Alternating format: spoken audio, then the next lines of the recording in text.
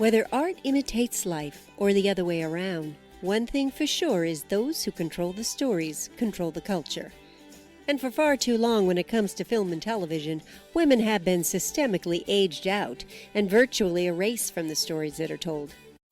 This is a podcast of stories and conversations about real women to expand the limited narratives we're told and to explore how the ways women are portrayed or not portrayed in film and television as they age influences the way women are seen in our society. Welcome to There's More to Our Story. I'm Alica Gallagher, your host.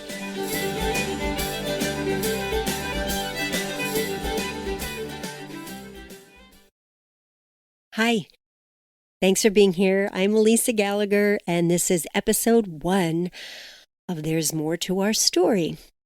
You heard the intro, so you know a little bit about what this is going to be. Today's episode is just me going to give you a little background about why I'm doing this, how I came to create this podcast, what I hope to do with the podcast, and hopefully inspire you to come on this journey with me. My personal background very briefly, because you'll learn more about me as we go, so I don't need to give you a long bio, but I am a woman of a certain age. I am a 58-year-old woman living in Los Angeles, and I have a background in my younger part of my career as an actress and as a singer. I have a degree in theater. I have been a theater producer. I have studied acting. I have been in front of a camera, behind a camera, been on sets. So I am familiar with the industry and the medium of storytelling through film, television, theater, the arts. I have a background in that. So when I talk about those things, when it comes to storytelling and character development, I am not just thinking that I know a little bit about it. I actually have done quite a lot of studying about it, and I've been involved with it. When I hit about 40, I switched careers, and I sort of went away from my creative roots and my creative background, and I've been in a variety of different roles in corporate America and done a variety of different things. I've been in politics a little bit. I have an accounting background. I have done a variety of different things. And in the last couple of years, I am now 58. I have had a very strong desire to go back to my creative roots. I will say that some of my personal experiences over the last few years, through some loss in my own life and through my family, has got me rethinking about what I want to do with my life. And of course, the last couple of years of COVID and the pandemic and navigating this unusual time in our lives has really got me thinking about what do I want the next chapter in my life to look like. I am familiar with the topic of being a woman aging in this society, and a familiar theme that kept reoccurring in my life as I would read articles or hear people talk was a sense, as women, as they age, felt a sense of invisibility. Well, I started thinking about that and also recognize that and experience through just seeing it, living in this town, in this industry, and having many women in the field, knowing many actresses, women do get aged out. They are very systemically written out of the stories that have been told. That is beginning to change, thankfully, very slowly. And yes, there are exceptions to the rule, but they are exceptions. They are not the norm. And I believe there is a significant connection between the lack of visibility and I can't even think the word I want to use.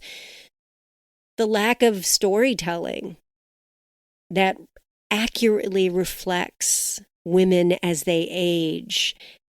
I know and I believe there is a connection to how women are perceived in our society. When you start to systemically remove women as they age from stories that we are told and we are shown, it subtly and not so subtly sends a message to women that they lose their value as they age, when we all know the exact opposite is true. Women do not lose their value as they age. Nobody loses their value as they age. We become more valuable. Our stories become far more interesting, more complex. We're navigating way more interesting parts of our journey, and but we're not telling those stories. We're not seeing them. We don't have great role models. I mean, there are some role models in society, but in our art forms, that has not been the message. And we have an entire industry. Well, that'll be a whole, I could do a whole other podcast on the advertising industry and the beauty industry that has been telling women they should, God forbid you age in our society. So I think this is a timely topic. I am familiar with character development and what that means and how we could inspire more interesting, fascinating some characters. And that's what I hope to do by giving examples, in interviewing women, having them share their stories to inspire better storytelling, to expand the narrative, to expand people's understanding of women as they age, so it doesn't become this sense of shush, go into the corner, go away. We are incredibly privileged to age. If you have navigated this life and been around this life for the years I've been privileged to have, you have experienced loss, and you are well aware of the fact that some people do not have that privilege. They are not given that privilege to age. So we should be celebrating it. We should not be having any sense of shame or guilt, or be giving anybody a message that they should not do it, because it is a privilege. It is an absolute privilege. We become wiser, we learn more, we get more interesting, and we become far more valuable, in my personal opinion, and it has been my experience with the people I know. So the goal of this podcast is to share those stories, to give examples of amazing women and the amazing things that they've accomplished. Because guess what? Hello, you know what? They didn't fall off the face of the earth when they hit 40, or if they were, some actresses are lucky enough to get into the 50s, but they just don't go away. I don't know what people think. They just disappear. No, they keep living their lives and they do amazing things. And if we stop telling the stories when people hit 40, good grief, you haven't even barely got into their second act yet. I want to talk about those stories. I want to give examples, inspire people, and really get people to rethink what it means to be a woman aging in the society. We should not feel bad about it. We should not be felt guilted that we shouldn't be doing it. So that is the goal. Who is it for? I imagine at the beginning it may be an audience of women like me, women of a certain age, who might find this interesting, might find it inspiring, might think, hear us discuss these topics and it may resonate with them, so they may listen in. But I think it could be for people of any age. It doesn't have to be just about women. There is enormous unconscious bias out there that is being influenced because we're not getting good role models. And there is a connection. Oscar Wilde wrote, "Life imitates art more than art imitates life."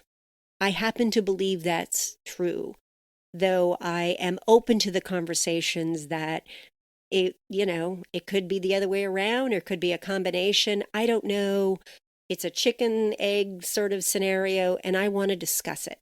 I want to have those conversations. I want to give great examples of women to inspire better stories, better character development. I hope to inspire the industry, maybe they'll hear some of these great stories and go, oh, I could write a character that sounds like that, or talks like that, or accomplished that. It doesn't have to be the same sort of stereotypical stories that we tend to see and get repeated over and over again. More to our story is sort of twofold. More to our story meaning we don't disappear when we hit 40 and 50. We keep going. You're barely into the second act. And also more to our story is there is a lot of diversity in women's stories out there. We often get limited narratives based on the point of view, oftentimes, I guess, of the prism of the writer who's been telling the story. I guess. But what I do know is who controls the stories controls the culture, and we need to expand not only the types of stories that are being told, but who's telling them. And for women over a certain age in the society, there are not a lot of storytellers out there who are given those opportunities to share expanded narratives.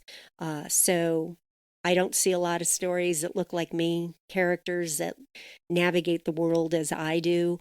So I thought, well, if I want to tell that story, I guess I'm going to have to tell it myself.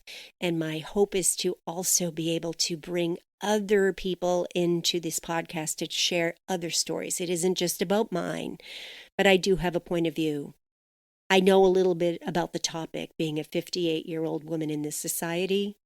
I have been in this town and I'm familiar with the industry. Yes, it has changed immensely since when I came to this town as a young woman. It's not the same industry. So there's so much of it that has changed and is evolving. There are new platforms and more ways stories can be told, but there's also an enormous amount of research to support that even though we have expanded platforms, we haven't really expanded the lens to a broad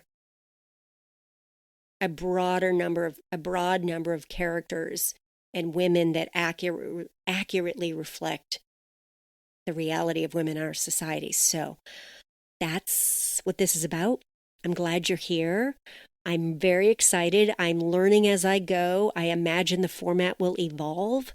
My hope is to, when I interview some of these great women, that they will rotate back in as co-hosts for future episodes so we can have continued conversations when we hear one woman's story.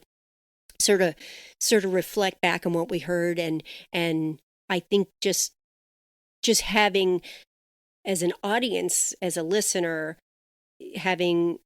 it'll be a richer experience if there'll be conversations with me and some other women on what their takeaways were, what their experience was, what they heard, what they'd like to see. So there will be some rotating co-hosts throughout this process, and I'm very excited about that as well. So that's the idea, that's the concept, that's who I am. I am learning, and I'm doing it. I'm jumped in. I'm jumping in with both feet, going back to my creative roots and going back to storytelling and going back to the arts. And I welcome you to join me on this journey of 1,000 miles, this first step. And welcome aboard.